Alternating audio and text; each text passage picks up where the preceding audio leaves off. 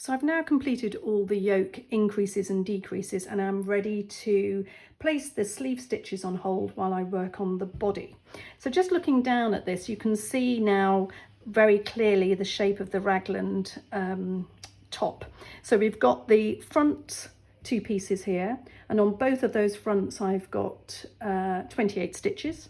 Then on each portion here are the sleeves. I've got, for my size, 40 on each side, and then all the way along the back I've got a total of 58 stitches. So I've got the correct number now on all the different sections. So now we're going to hold the sleeve. So I need to put these sections onto spare yarn.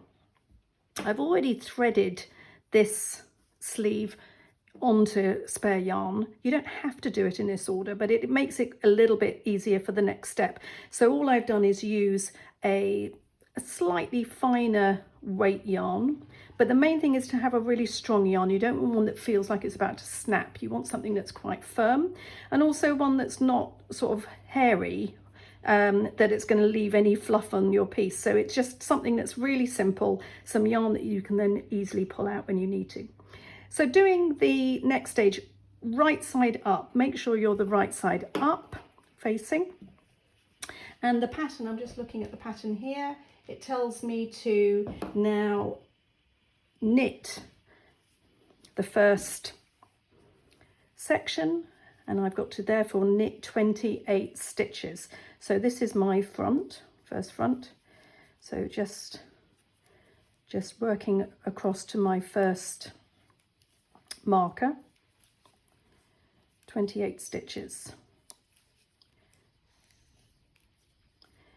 There are different ways of adding stitches to the next section using different cast on methods. There's the backward loop method, which I'm going to show you, which is what is specified in this pattern, but there's also the knitted cast on method. So I'm going to show you both techniques.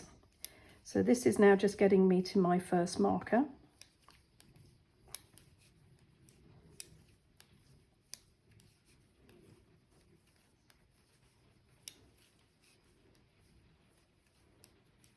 I can now take away that marker. I don't need that anymore.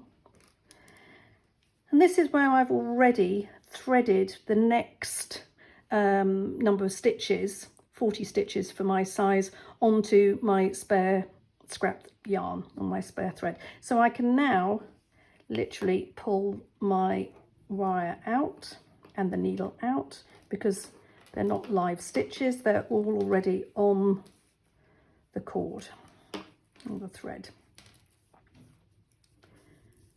So there we go, that's going to be my sleeve.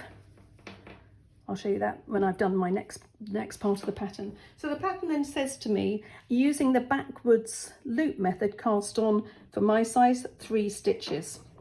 And the reason we need to do these extra stitches is really to get from, let's just put that there, that's going to be the sleeve, and you just need to fill up the little gap between this front and the back. Now for this pattern there's only 3 stitches. Sometimes they might ask you to cast on 10 or so on, so it depends on the pattern.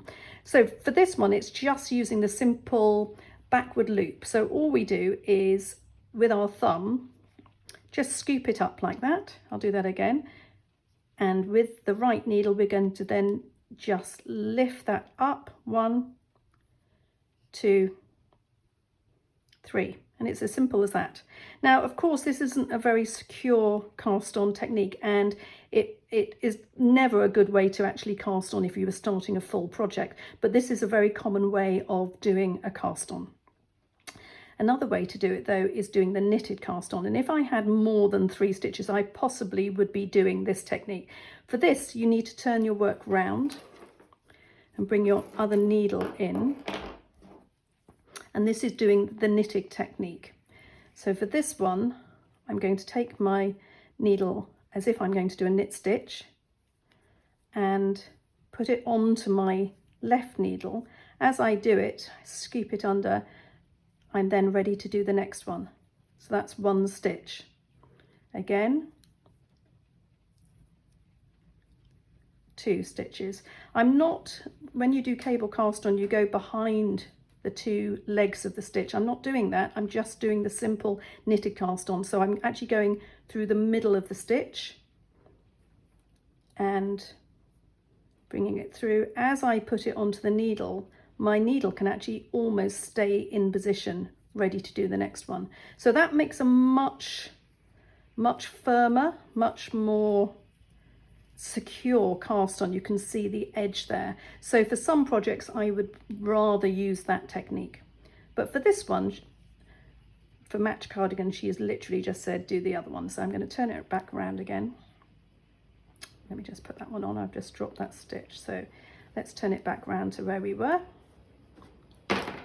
and let's go back to our thumb technique. So all it was, I'll do it one more time, is just put it around the thumb and then you just scoop it over with the needle. 1, 2, and that's all I need to do. 3. So now I can now just move across to where my next series of stitches are on the wire. I just need to pull that down, and then I'm ready to now knit across the back. So let me just do a few stitches just to show you. So this is now going back onto the knitted stitches.